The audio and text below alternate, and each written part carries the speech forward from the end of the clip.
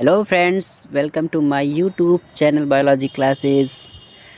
सो friends, आज मैं class 12th के बायोलॉजी के कुछ महत्वपूर्ण प्रश्न के बारे में डिस्कस करेंगे, जो कि बहुत ही इम्पोर्टेंट है। जो प्रश्न मैं आप लोगों को बताने जा रहा हूँ, यह ऐसा प्रश्न होगा जो यूपी बोर्ड एग्ज़ाम में किसी न किसी सत्र में यह क्वेश्चन आया हुआ है। तो यह क्वेश्चन बहुत ही इम्पोर्टेंट है और आप इन क्वेश्चन का आंसर भी देख लीजिएगा। और मैं आपको क्वेश्चन के साथ साथ इसका आंसर भी बता रहा हूँ, क्योंकि ये जो क्वेश्चन होगा ये ऑप्शनल क्वेश्चन होगा, ऑब्जेक्टिव टाइप क्वेश्चन होंगे। यहाँ पे एक क्वेश्चन का 4 ऑप्शन दिया रहेगा फ्रेंड्स, और इसमें आपको क्या करना होता है कि सेलेक्ट करना होता है। इसमें जो सही उत्तर होगा उसको आप टिक लगाएंगे। सो फ्रेंड्स, आपको बता दूँ कि मैं क्लास 10th एंड 12th के केमिस्ट्री और बायोलॉजी के क्वेश्चन करा रहा हूँ। तो फ्रेंड्स, यदि आप हमारे चैनल पर नए हैं तो हमारे चैनल को सब्सक्राइब कर लीजिए और वीडियो को अधिक से अधिक शेयर कीजिए, लाइक कीजिए और कमेंट कीजिए। अगर कहीं भी किसी भी प्रकार की अगर प्रॉब्लम आपके पास है तो कमेंट बॉक्स में ज़रूर लिखकर हमें बताएं, और जिस टॉपिक पर वीडियो आपको चाहिए उस टॉपिक का नाम कमेंट बॉक्स में लिख करके हमें बताएं, ताकि हम आपको जो वीडियो है वो प्रोवाइड करा सकें। सो फ्रेंड्स, चलते हैं, वीडियो को स्टार्ट करते हैं। सबसे पहला प्रश्न हम यहाँ पे बात कर लें।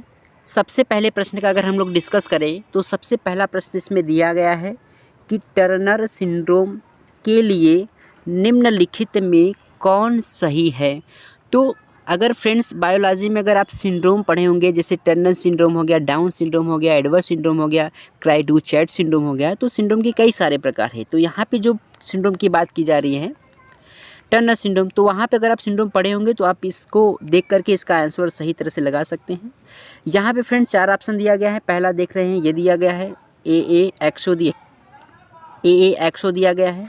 यहाँ पर ए एक्स वाई वाई दिया हुआ है, और यहाँ पे दिया गया है ए डबल एक्स और वाई दिया गया है, और यहाँ पे दिया गया है डबल ए ट्रिपल एक्स दिया गया है। तो सो फ्रेंड्स, इसका जो उत्तर हो जाएगा वह इसका राइट आंसर हो जाएगा क वाला इसका क्या हो जाएगा, सही उत्तर हो जाएगा। अब हम लोग बात कर लेते हैं इसके दूसरे प्रश्न की। तो दूसरा प्रश्न हो जाएगा कि रुधिर वर्ग ए वाले लड़के को निम्न में से किस रुधिर समूह का रक्त आधान किया जा सकता है।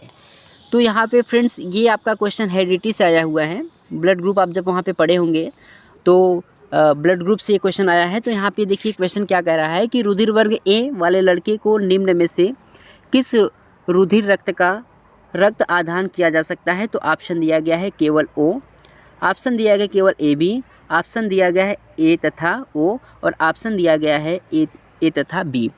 सो फ्रेंड्स, आप जानते हैं कि जो रुधिर वर्ग, मान लीजिए किसी का ब्लड ग्रुप ए है, तो अब वो क्या करेगा कि अगर उसको ब्लड की ज़रूरत होगी तो तभी किसी का ब्लड ले सकता है जब उसका ब्लड ग्रुप क्या होना चाहिए, ए होना चाहिए।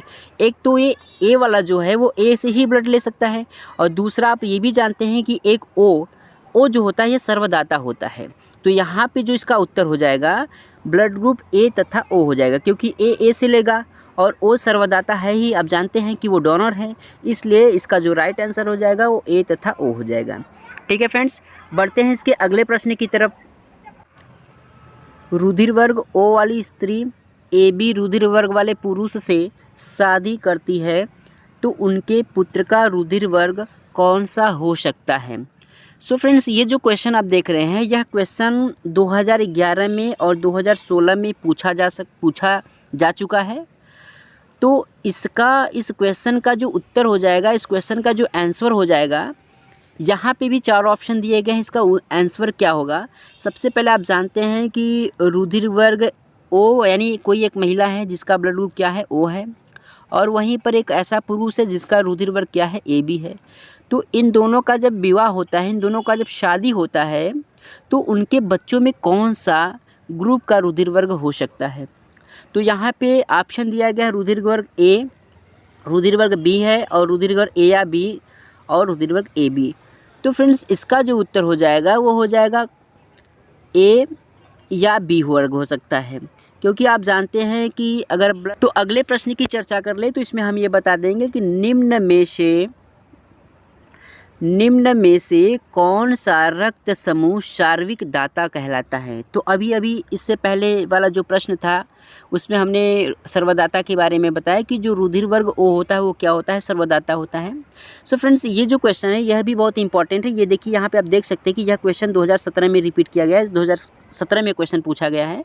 तो इसका जो सही उत्तर हो जाएगा वह हो जाएगा ओ, क्योंकि सर्वदाता वो होता है। ठीक है, अब हम बात कर लेते हैं इसके अगले प्रश्न की बात कर ले तो एंटीबॉडीज़ है। यह भी देखिए एंटीबॉडीज़ क्या है, लिपिड है कि खनिज है कि प्रोटीन्स है कि शर्करा है, यही एंटीबॉडीज़ क्या है, ये प्रश्न देखिए आपका 2014 में आया हुआ है। तो एंटीबॉडीज़ क्या है, तो एंटीबॉडी जो होता है वह प्रोटीन है। तो इसका सही उत्तर जो हो जाएगा वो क्या हो जाएगा, प्रोटीन हो जाएगा। अब हम बात करते हैं इसके अगले प्रश्न की। तो अगले प्रश्न की बात कर ले तो इसमें हम यह बता देंगे कि प्रथम संतानी पीढ़ी का संतान का दोनों जनक में से किसी एक के साथ किया गया प्रसंकरण क्या होगा। यह भी क्वेश्चन देखिए कि यहाँ 2017 में क्वेश्चन रिपीट किया गया है। तो हम जितने भी प्रश्न आपको बता रहे हैं फ्रेंड्स, सब के सब पूछा गया प्रश्न बता रहे हैं। तो इस प्रश्न को आप देखिए और साथ ही साथ कापी कलम लेकर के इसको नोट भी कर लिया करिए, ठीक है, नहीं तो आप भूल जाएंगे। अब देखिए जो इसका उत्तर हो जाएगा वह हो जाएगा संकरे पूर्वज प्रसंकरण, यानी ये बैक क्रॉस होता है। अब देखिए अब जब हेरिडिटी चैप्टर पढ़े होंगे, आनुवंशिकता पढ़े होंगे, तो उसमें आप टेस्ट क्रॉस बैक क्रॉस क्या है तो वहाँ पे आप इसको देखे होंगे। तो इसका जो उत्तर हो जाएगा वो क्या हो जाएगा, इसका उत्तर बैक क्रॉस हो जाएगा। जा रहा है कि गुलाब बास में स्वनिषेचित से प्राप्त जो फिनोटाइप अनुपात होता है वो पूछा जा रहा है। तो इसका जो फिनोटाइप अनुपात हो जाएगा वह हो जाएगा 1 संबंधी 2 संबंधी 1। इसका क वाला क्या हो जाएगा, आंसर सही हो जाएगा फ्रेंड्स, ये सही उत्तर है। बात कर लेते हैं इसके अगले प्रश्न पे। तो अगले प्रश्न पे चर्चा कर ले तो यदि एक विषम युग्मनजी लंबे पौधों का एक समयुग्मजी बौने पौधे के साथ क्रॉस कराया जाए तो बौने पौधों का प्रतिशत कितना होगा। देखिए यह भी क्वेश्चन कहाँ आया है, किस सन में आया है, तो यह भी क्वेश्चन 2015 में आया हुआ है। तो इसका जो उत्तर हो जाएगा 50% हो जाएगा।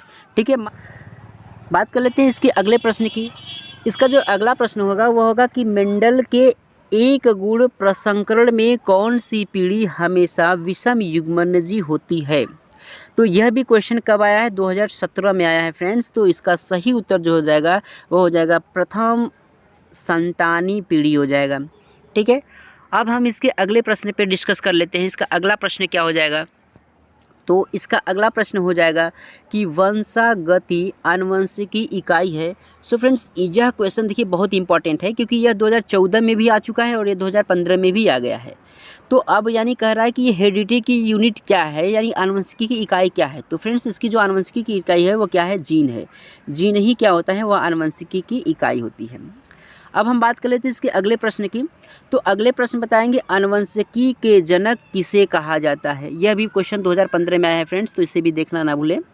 और हाँ, वीडियो आपको अच्छा लग रहा है तो प्लीज़ हमारे वीडियो को शेयर कीजिए और चैनल को हमारे सब्सक्राइब कर लीजिए।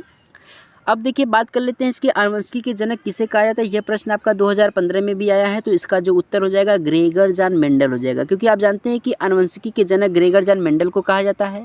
और ग्रेगर जॉन मेंडल ने अपने प्रयोग के लिए किसका प्रयोग किया था, तो मटर के पौधों को ये क्या किए थे, चयन किए थे।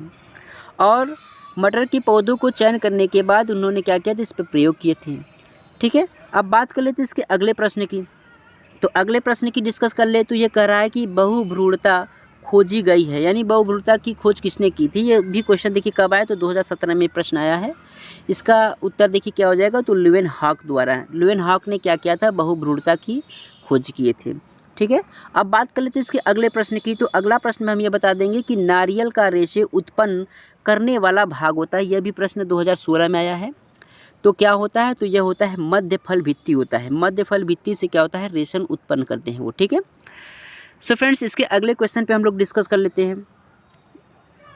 अगला प्रश्न है कि भारतीय भ्रूण विज्ञान के जनक हैं, यानी भारतीय भ्रूण विज्ञान के जनक कौन है। तो भारतीय भ्रूण विज्ञान के जनक वाला जो क्वेश्चन है यह देखिए 2017 में आया हुआ है, इसलिए इस क्वेश्चन का जो उत्तर हो जाएगा वो कौन हो जाएगा, पी मेहरा।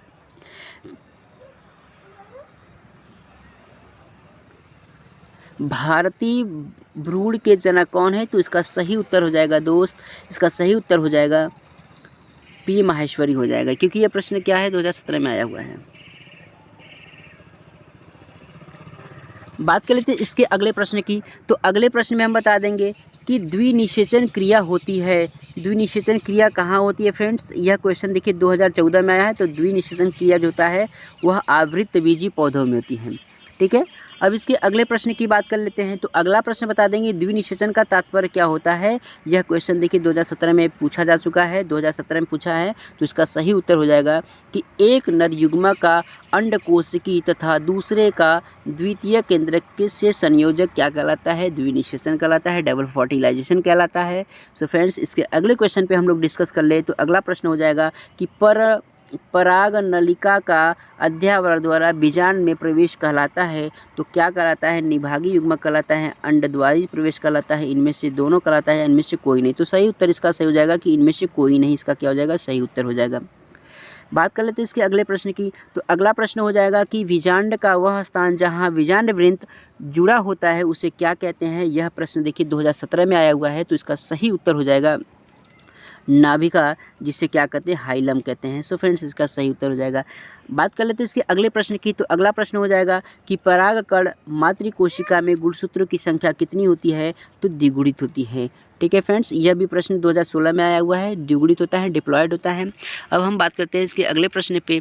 तो अगला प्रश्न हम ये बता देंगे कि एक आवृतबीजी में 400 परागकणों को उत्पन्न करने के लिए कितने अर्धसूत्री विभाजन की आवश्यकता होगी? यह भी प्रश्न 2015 में आया हुआ है। तो इसका सही उत्तर हो जाएगा 100 हो जाएगा।